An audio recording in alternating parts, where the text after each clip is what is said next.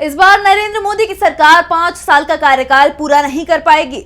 BJP और NDA में शामिल पार्टियों को पहले तो यही भरोसा नहीं हो पा रहा है कि हार कर भी उन्होंने सरकार बना ली है, और इस बात का भरोसा अब देशवासियों को भी नहीं है कि ये सरकार ज्यादा चल पाएगी। लोकसभा चुनावों के परिणाम सामने आने के बाद एक बात साफ हो गई है कि बीजेपी को जो 240 सीटें मिली हैं, ये उसकी मेहनत कम सरकारी संस्थानों पर मीडिया चैनलों की एक तरफा खबरों के असर के चलते आई हैं। अगर मीडिया निष्पक्ष होता तो एनडीए के लिए 150 सीटों के पार जाना भी बेहद मुश्किल होने वाला था। यानी मोदी सरकार की 10 साल की एंटी इनकम्बेंसी थी और इसी के चलते बीजेपी 240 सीटों पर सिमट गई।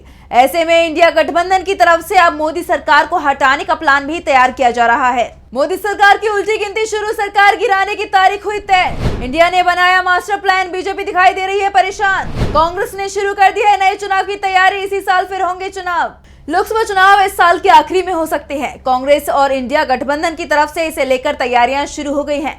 यानी इस बार नरेंद्र मोदी 6-7 महीने में ही पीएम रह पाएंगे, और उसमें भी आखिरी के 2-3 महीने वो कार्यवाहक पीएम रहेंगे, क्योंकि देश में नए चुनाव को लेकर आचार संहिता लागू हो जाएगी और उनकी सरकार के पास बहुमत भी नहीं होगा। कांग्रेस की तरफ से जो खबर मिल रही है उसमें दावा किया जा रहा है कि वो जब चाहें तब मोदी सरकार को गिरा सकते हैं, लेकिन अभी 3-4 महीने वो मोदी सरकार के और अलोकप्रिय होने का इंतजार करेगी, क्योंकि जिस तरह से सरकार चलती दिख रही है उससे इंडिया गठबंधन को भी उम्मीद दिख रही है कि मोदी सरकार अपनी पुरानी नीतियों को ही आगे बढ़ाने वाली है। जिन नीतियों को देश की जनता ने चुनाव में खारिज कर दिया है, उन्हीं नीतियों के सहारे नरेंद्र मोदी अपने तीसरे कार्यकाल में आगे बढ़ने वाले हैं। जिस तरह से उन्होंने अपनी सरकार के महत्वपूर्ण मंत्रालयों में किसी तरह का बदलाव नहीं किया है, उससे साफ हो गया है कि सरकार की नीति में भी बदलाव नहीं होगा और जनता सरकार की नीतियों को चुनावों में नकार चुकी है। ऐसे में इंडिया गठबंधन इस सरकार को 3 से 4 महीने में ही गिरा देगा।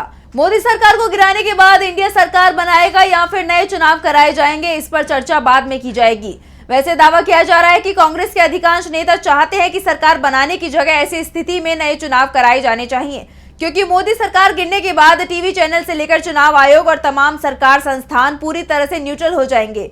यानी इंडिया गठबंधन और एनडीए के पास लेवल का फील्ड होगा और उस समय इंडिया गठबंधन आसानी से 400 सीटों के पार चला जाएगा, जबकि एनडीए को 100 से 150 सीटों के अंदर समेट दिया जाएगा। जिन राज्यों में एनडीए भारी पड़ा है वहां भी इंडिया गठबंधन जीत हासिल कर लेंगे। कांग्रेस के दावे से बीजेपी में घबराहट दिखाई दे रही है। दरअसल इस बार बीजेपी के पास बहुमत नहीं है। एनडीए की सीटें भी 293 हैं। इस समय सिर्फ बीजेपी के अलावा सिर्फ 2 दल ऐसे हैं जिनके पास 10 से ज्यादा सीट हैं। टीडीपी के पास 16 और जेडीयू के पास 12 सीट हैं और सरकार बनने के साथ ही एनडीए में टकराव भी शुरू हो चुका है। लोकसभा स्पीकर का मामला हो या मंत्रियों या मंत्रालयों का, बीजेपी के सहयोगी नाराज दिखाई दे रही हैं। तो लोकसभा चुनाव के परिणाम को लेकर भी एनडीए में टकराव दिख रहा है। आरएसएस की तरफ से भी बीजेपी पर निशाना साधा जा रहा है। साफ है इस समय बीजेपी बैकफुट पर है और उसके लिए हालात लगातार खराब होते दिखाई दे रहे हैं, और इन हालातों के और खराब होने के बाद इंडिया गठबंधन अपना प्लान सामने लाएगा, जिसके बाद मोदी की सरकार गिर जाएगी।